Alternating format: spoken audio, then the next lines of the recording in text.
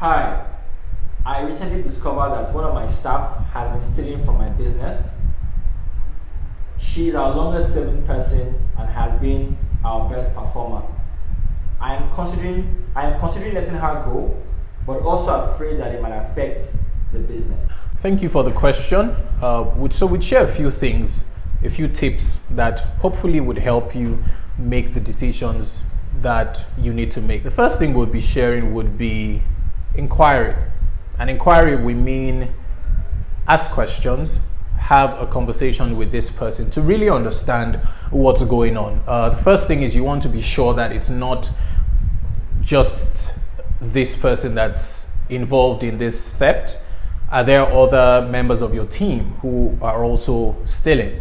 And if that's the case, then it means that you might need to consider what the other options are. So the second thing would be reviewing your compensation structure.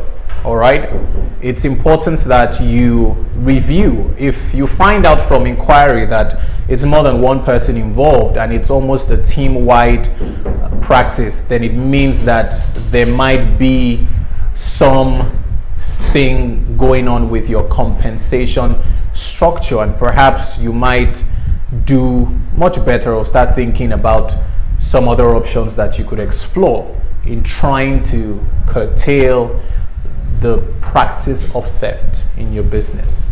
So number 3 is systems. What sort of systems do you have in place?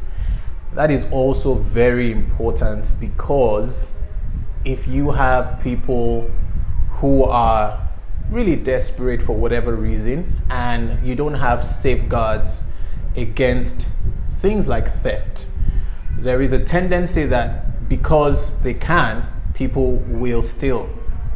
So you need to have safeguards against things like theft. Now, one of the things that you also want to think about with systems is what's your recruiting or your selection process like? And so are you the sort of person who is really focused on what the expertise or what the competency of this person is as it relates to the job to be done, what you need them to be able to do on a day-to-day?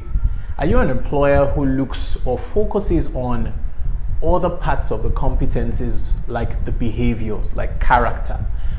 Do you enforce or do you focus on values, a value system? And so some of these things are things that you could incorporate into your selection or recruitment process, and it helps you mitigate against some of these tendencies. So if you have a strong system that is able to identify people that are low or that score low on some of these things, then it already gives you an idea of what they could potentially do. So pay attention to the systems you have. Make sure that you're not exposing people to cash. So minimum exposure to cash is very important, because then you don't give them the opportunity to steal. And so there's several systems and other things that people put in place to ensure that cash is not flowing through the hands of their staff all the time. Once again, the 3 things. The first thing is inquiry. So ask questions, have a conversation, try to understand the reason behind this practice. Ensure that it's not just this person. You want to find out whether it's a team-wide practice. Are there other people involved? Why are they involved? What's the goal? What's the aim? Why have they resorted to doing this sort of thing if it's a team-wide thing? If it's not and it's just this particular person, find out why has she been doing this even though she's performing well.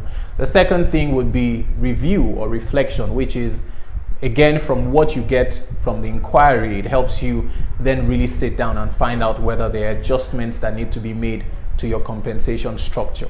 And remember that you could be creative when it comes to compensation. A lot of people sometimes feel like there needs to be so much, I need to have a huge bottom line to be able to reward or compensate people. No, far from it. You could think about creative ways that are less expensive, more affordable, but then also serve the purpose of motivating your people. And then finally, systems, which is think about your recruitment process, and also you want to pay attention to succession planning.